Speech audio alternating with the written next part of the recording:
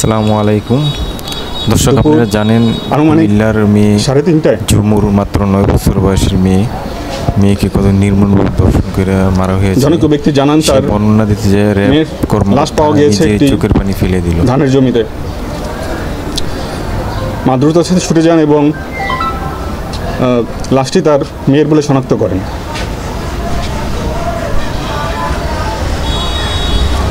এ সময় জনৈক ব্যক্তি জানান যে তিনি অভিযুক্ত মফিজুল ইসলাম প্রকাশ বা মফুকে তিনি সকাল 11টার দিকে এই বাঁশঝাড়ের ভিতর থেকে দ্রুততার সাথে বের হয়ে যেতে দেখেছেন। আমরা অবিলম্বে তার খোঁজ করি এবং তাকে আমরা গতকাল ধৃত করি। জিজ্ঞাসাবাদে তিনি জানান তিনি ভিকটিমের প্রতিবেশী এবং পুরো পরিচিত এবং এই সুযোগ পেয়ে তিনি নেন। তিনি জানতেন কোন সময় স্কুল থেকে মেয়েটি ফিরে আসবে।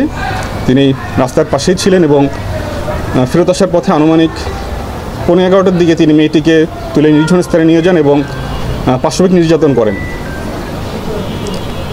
এবং নির্যাতনের এক পর্যায়ে তিনি মেয়েটি চিৎকার করলে তাকে মুখ এবং গলা চিপে তাকে হত্যা করেন।